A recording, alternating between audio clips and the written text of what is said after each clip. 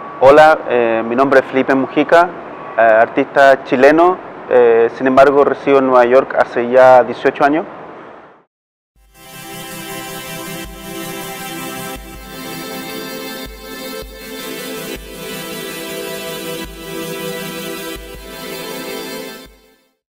Cada proyecto comienza con un ejercicio muy simple y formal que son dibujos que realizo en cuadernos. Antes realizaba en papeles sueltos, ahora son básicamente como cuadernos, básicamente libritos de diseño. Esa es como una primera parte, un inicio del proyecto. Y luego hay una segunda parte que es ya la fabricación y que también hubo ahí una evolución. Yo en un principio yo decidía y tenía muy consciente qué color quería de fondo, qué color quería en la figura, o qué color quería en la línea, qué color quería de fondo. Y de a poco ese proceso se fue abriendo a medida que fui produciendo las obras con distinta gente en distintos lugares. Me di cuenta que a partir del trabajo con textil hay un montón de conocimiento que tienen los fabricantes o las fabricantes que yo no tengo. Entonces me fui abriendo a ese conocimiento, ya sea distintas telas con las cuales trabajar, distintas técnicas de costura, distintas técnicas de bordado, ya sea máquina o sea a mano. Y así el proceso de producción se fue abriendo para incorporar esos conocimientos en la obra. Y así también yo fui explorando desde el 2006 hasta ahora, distintas posibilidades técnicas y de factura en la fabricación de la obra. Lo otro que es muy importante para mí es que cuando yo escojo, por ejemplo, la tela tiene un color, pero también tiene una textura y un grosor. Algunas son más gruesas, otras más delgadas, otras son más transparentes. Unas están pintadas, otras ya vienen con el hilo teñido, unas tienen textura, otras no. Y eso, si a eso le agregamos, por ejemplo, la mano de la persona que borda, o la mano de la persona que cose, o ciertos puntos que escoge la persona al usar una máquina de coser, yo todo eso los llamo los elementos pictóricos del trabajo. Son como un pintor pinta y escoge un tipo de pintura, un tipo de empaste, un tipo de transparencia. Para mí eso hay una traslación de todas esas ideas, pero al campo del textil.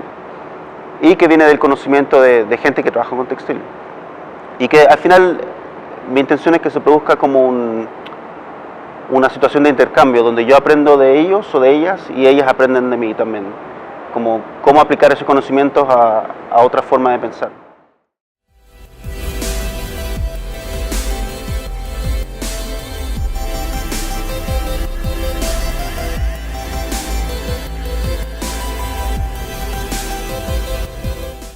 Mis referencias yo creo que han evolucionado junto conmigo y con el trabajo. O sea, en un principio, cuando bien chiquito, empezando, creo que mis referentes eran, y un poco tiene que ver con cómo somos educados en Latinoamérica, con el modernismo europeo y la vanguardia rusa, los europeos, Bauhaus, Textil. Luego tiene que ver también con mi traslado personal y de hecho que me haya mudado a Estados Unidos. Estudié también cómo toda esa información y toda esa historia se trasladó a las Américas, Norteamérica, Sudamérica, Latinoamérica, y de ahí empecé a investigar las vanguardias latinoamericanas, no sé, Madí, Arte Concreto e Invención de Argentina, o el neoconcretismo brasileño. Soy muy fanático de Eloy Tizica, Elijah Clark, Elijah Pape. Para mí son artistas muy importantes porque tomaron el concretismo europeo y lo hicieron propio y lo transformaron en una cosa mucho más compleja, más social, en el fondo que como que masticaron el modernismo europeo y lo transformaron en samba, una cosa así, para decirlo de una forma así burda.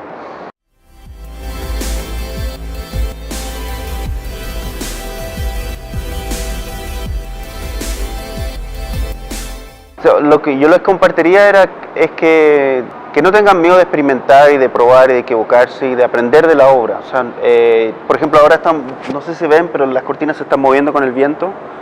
Eso es algo que yo aprendí instalando una cortina. Nunca pensé que iba a pasar. O sea, la primera cortina que instalé, vi cómo la luz transparentaba la tela, vi cómo el viento movía la tela y toda interacción con el espacio me pareció súper poética y potente y bonita, y fue algo que aprendí haciendo la obra. No fue algo que yo planifiqué y dije, esto va a funcionar si hago 1 más 1 pasa 2, no, fue al revés.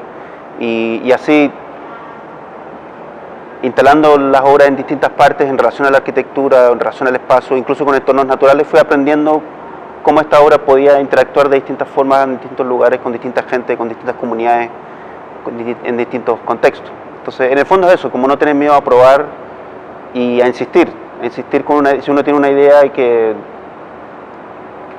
le parece buena y a otros le parece buena, es como insistir y no solo insistir, sino que como explorarla de todos los ángulos posibles, como de trabajarla así bien trabajada y eso, no tener miedo.